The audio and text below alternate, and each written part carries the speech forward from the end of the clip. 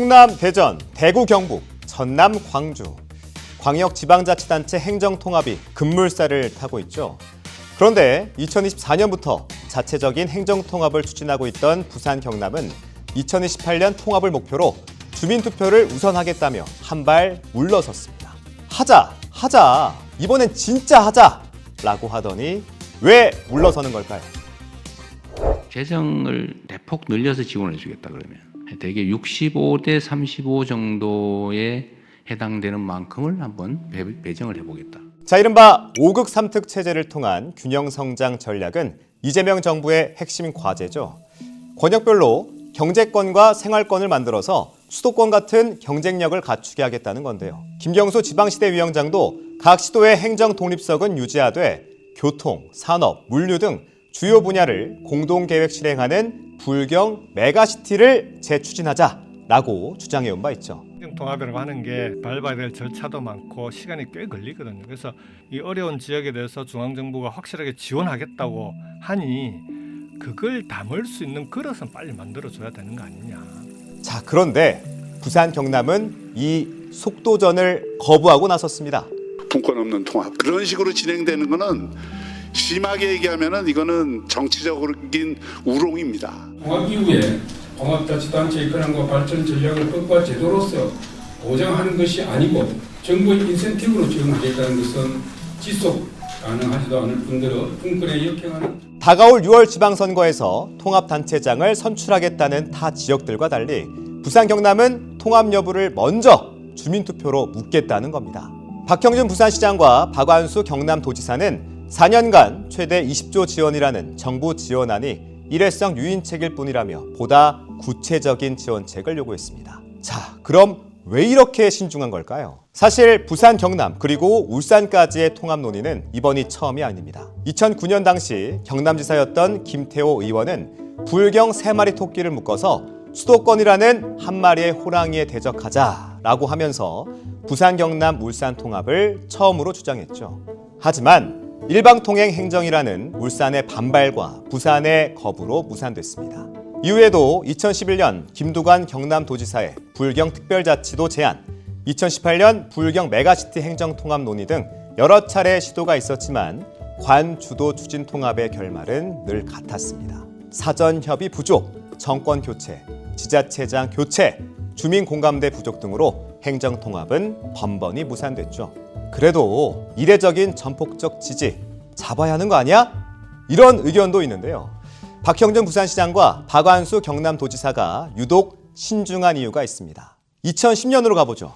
마산, 창원, 진해시, 이른바 마창진이 모여서 인구 108만 명의 통합 창원 특례시를 이뤘죠. 시끼리 행정구역을 통합한 유일한 사례입니다. 마창진 통합은 2008년 황철곤 마산시장이 공식 제안했고 이명박 전 대통령이 2009년 광복절 경축사에서 행정체제 개편을 언급하면서 빠르게 이뤄졌습니다. 당시 이 대통령은 통합지자체의 재정 지원, 위상 강화 등 다양한 인센티브를 약속했는데요. 그렇게 주민투표 없이 통합 창원 특례시는 2년 만에 엄청난 속도로 탄생했습니다.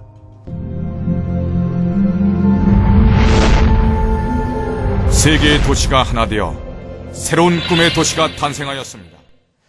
하지만 이 마창진 통합을 성공적이라고 평가하는 이는 많지 않은데요. 청사 위치를 둘러싼 갈등, 예산 배분 문제, 지역 정체성 충돌 등 문제가 발생했습니다. 당시 통합 과정을 가장 가까이서 지켜본 이들이 지금의 박형준 부산시장과 박완수 경남도지사입니다. 그래서 이번엔 주민투표부터 하고 특별자치권한의 범위와 재정 인센티브의 지속성을 따진 후에 통합하자고 말하는 것이죠. 그리고 또 한 가지, 양 시도는요, 지방분권의 핵심을 재정적 독립으로 봤습니다. 지금은 국세와 지방세 비율이 7.5대 2.5인데요. 지역 내에서 발생하는 국세를 지방세로 전환해서 최소 6대 4 수준으로 바꿔야만 안정적인 재원을 유지할 수 있다는 겁니다. 자, 몸집이 커진 만큼 지역 문제를 스스로 해결할 수 있는 입법 행정 권한, 지역주도 산업을 육성하고 환경을 조성할 수 있는 권한 이양도 함께 따라와야 한다는 주장입니다. 현재 지방에 대한 재정권은 재정경제부와 기획예산처, 또 조직권은 행정안전부가 갖고 있는데요. 공공기관 이전, 산업 활성화 등도 여러 부처의 권한과 얽혀 있어서 쉽지 않은 문제란 건 확실합니다.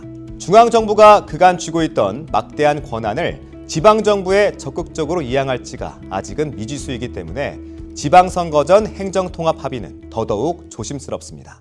자, 그러면 실제로 부산, 경남이 통합된다면 무엇이 달라질까요? 부산과 경남이 통합될 경우 인구 약 650만 명, 지역 내 총생산이 약 270조 원 규모의 초광역지자체가 됩니다. 최근 박안수 경남도지사와 박형준 부산시장이 발표한 부산 경남 행정통합 로드맵을 보면요, 크게 세 가지 전략을 꾀하고 있는데요. 초광역 산업생태계 구축, 통합복지체계 구축, 교통망 연결을 통한 글로벌 문화관광도시 실현, 이렇게 세 가지를 통해서 시너지를 극대화하겠다는 겁니다. 광역 교통망이 구축되면요, 지역 이동 시간이 단축되고 의료와 문화 서비스 접근성도 높아지겠죠. 또 지역대학 연합으로 수도권 인재 유출을 막을 수 있을 거란 기대도 있습니다. 경남의 제조업과 부산 트라이포트를 연결해서 항만 산업 경쟁력을 높이고 대형 국책사업 유치 경쟁력도 높일 수 있다는 거죠. 시민들의 의견은 어떨까요? 지난해 12월 공론화위원회 조사에 따르면 부산 경남 행정통합에 대한 찬성은 53.6%, 반대는 29%로 집계됐습니다. 2023년 여론조사와는 뒤집힌 결과인데요. 부산 경남 시민들은 6.3 지방선거 전 행정통합을 이뤄내는 속도보다는 수기 절차에 더 손을 들어줬습니다. 전례 없는 지원을 잡아야 한다는 의견과 속도가 아닌 자치권 확보가 중요하다로 나뉘는 의견, 10년 넘게 표류한 부산 경남, 어쩌면 울산까지의 행정통합 논의, 이번에는 수기를 거쳐 현실이 될 수 있을까요?